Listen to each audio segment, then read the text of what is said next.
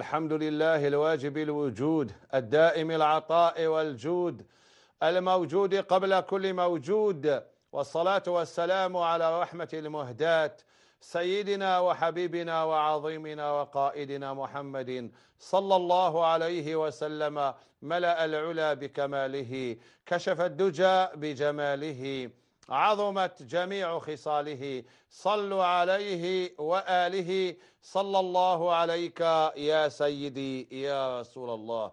سائلة من مستغانم تقول: أنا متزوجة من رجل من وهران، وقد أنعم الله تعالى علينا ب5 من البنات. الله يبارك. على بالكم يقول عليه الصلاة والسلام: من يمن المرأة، يعني من البركة على المرأة تبكيرها بالأنثى. المرأة اللي تولد طفلة هي الأولى علامة على البركة والخير، ماشي كيما نحن دوكا تجيب له طفرة يولي وجهه صفر، تجيب له زوج يولي وجهه خضر، تجيب له 3 يولي وجهه زرق. وين رايح بها؟ جاهلية، جاهلية في الإسلام. هاي اسمعوا: وقد أنعم الله تعالى علينا ب5 من البنات، وزوجي يعمل في التجارة، ولذلك فهو يسافر كثيرا خاصة إلى دول الجوار. وقد بلغني أنه تزوج من امرأة تونسية لما سافر إلى تونس، وأن له معها ولدين. كما اتصلت بي زوجته من المغرب وأخبرتني أنه تزوجها لما سافر إلى المغرب منذ 7 سنوات، وهو يتردد عليها وله منها طفلين. انصحني سيدي، ماذا أفعل؟ هل أواجهه بالحقيقة وأطلب الطلاق أم ماذا؟ لعلمكم سيدي زوجي يثق فيكم كثيرا ويسمع لكلامكم. والله يا أختي واش نقول لك لهذا الراجل؟ هذا راجلك يبان باللي يأمن بالوحدة المغاربية، اتحاد المغرب العربي. هاو كبر حياته كاع ما يهضروا له المغرب العربي، اتحاد المغرب العربي، اتحاد المغرب العربي، اتحاد المغرب العربي. ما لا راجلك راح يطبق في الواقع، ما يحبش الشعارات هذا الراجل. الشعارات غير هضره: المغرب العربي الشقيق، المغرب العربي، المغرب العربي، اتحاد المغرب العربي. ما لا راح يطبق في الواقع.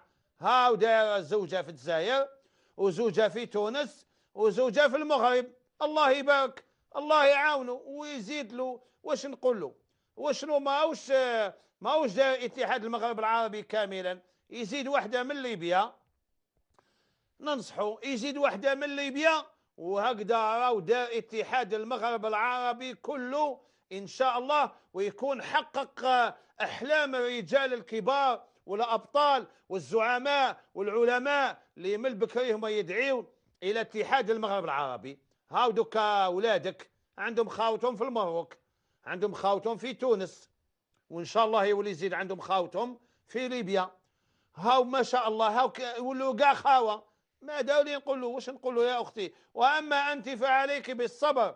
ما قلت ليش راجلي هذا سراق تاع مخدرات تاع دعاوي الشر، عاصي والديه، ما يصليش، ما يصومش، ما يحبش الاسلام، ما يحترمكش، يضربك. ما حكيتيش هذه المساله. عنده يسافر تونس دار مرة، سافر المروك دار مرة، ها يجي نهار يسافر ليبيا. أنا قلت لك أنا أغلب ظني باللي هذا يأمن باتحاد المغرب العربي الكبير.